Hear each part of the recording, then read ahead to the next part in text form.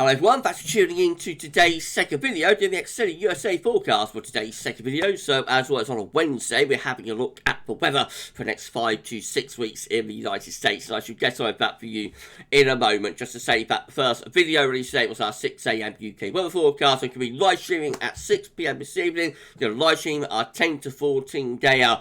And we may combine that with a mini storm watch as well. So I shall see you live a little bit later on, hopefully at 6 o'clock this evening, 6 PM. Please like, share, subscribe on all of today's videos and content. Thank you so much, everyone, for doing that. And thank you so much to ECMWF.int for supplying the charts as well. Thank you so much, EC. Right, going to start off with the week 1 500 millibar height and only for America.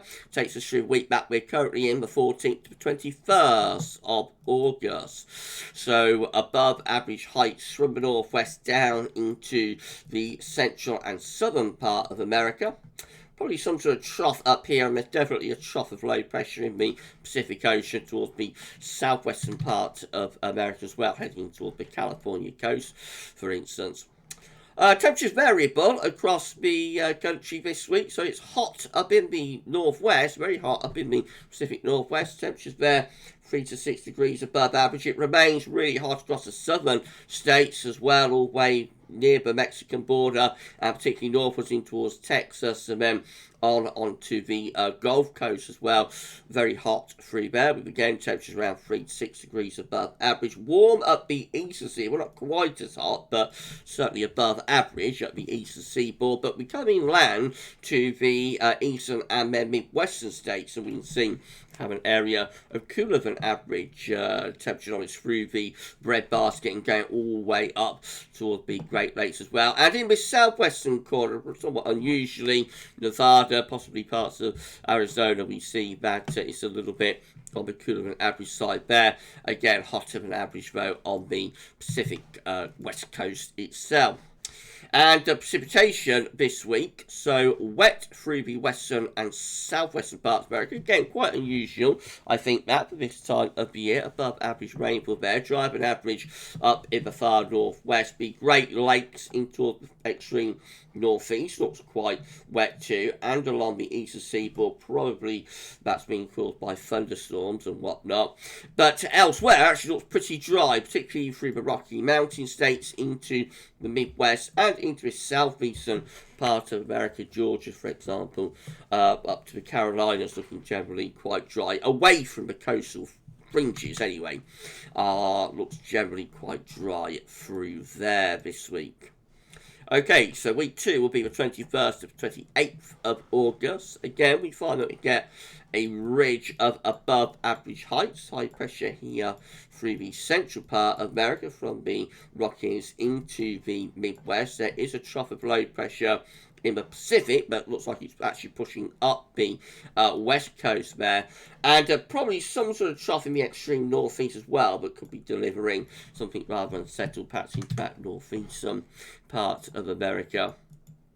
Temperature anomalies look like that. So where we've got the ridge, it's pretty hot, and that is particularly through the Midwest, so a big warm-up taking place next week through those Midwestern states. And of course it continues to be very, very hot across the southern parts of America, as it has been throughout most of the summer, again particularly focused around Texas, for example. 3 to 6 degrees above average, heat surging northwards through the Midwest. It's cooler over on the western side though, when we come west of the Rockies. We have cooler than average temperature anomalies. Bear in mind, these are anomalies to average, so it will still be hot in California, for example. Even if it's a degree or two below average, it will still be very hot in California at this time of the year.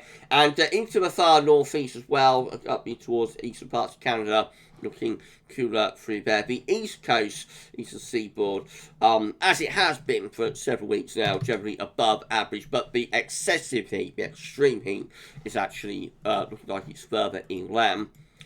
And as far as precipitation goes, a bit of a northwest-southeast split. So the northwestern parts of America, all the way up the west coast and inland into those Rocky Mountain states, central northern parts of America, wetter than normal, become southwest and southeast, I should say, and it's significantly drier than average again through much of the Midwest and over towards the eastern seaboard, encompassing the southern states, generally on the drier than average side once more.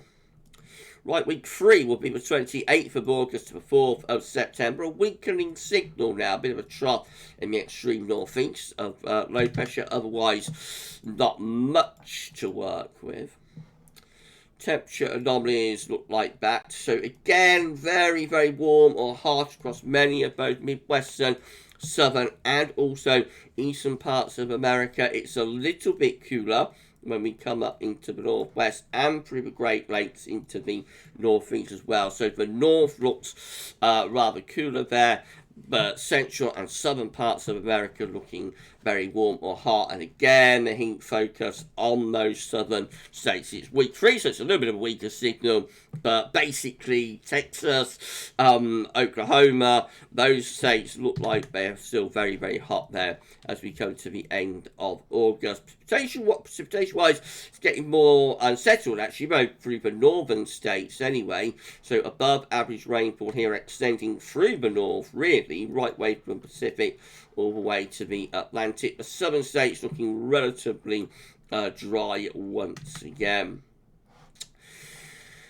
Okay, so week 4 will be the 4th to the 11th of September, still with this ridge here down across the southern part of America. How is the temperature anomaly looking? Not much change, actually, so we're 4 weeks out, but the basic setup of the summer continues, which is for the central and southern states to have the hottest temperature anomalies, but northern states, again, looking cooler, particularly focused on this northwestern side of America.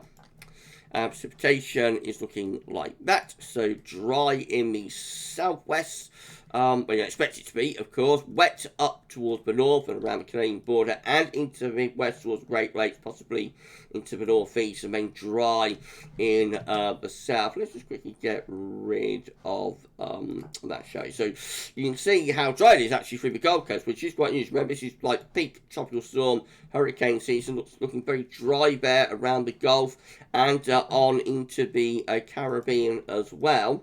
Caribbean islands down here.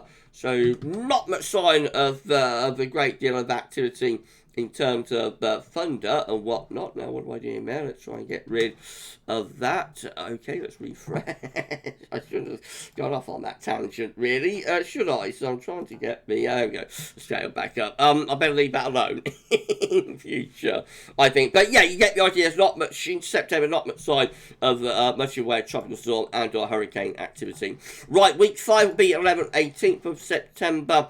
Higher pressure through the central parts of America as well, around the breadbasket states and into the Midwest, warming up quite widely across the states with above average temperature. We're 5 weeks out now, so it could be reverting to the default sort of setup.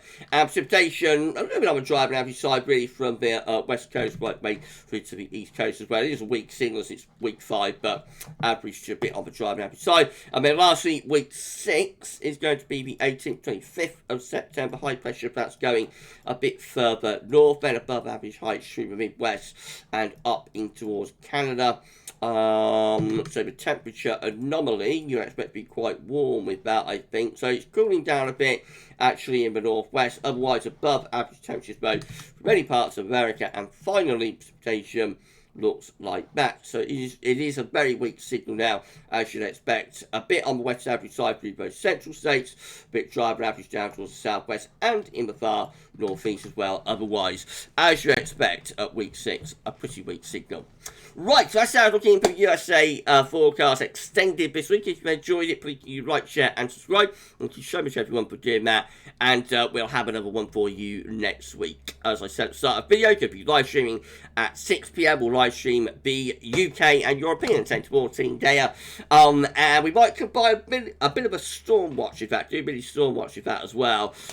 So going to be an interesting live. Hopefully I shall see you at 6 p.m. But for this week's extended USA forecast, that's all for now, and thanks for watching.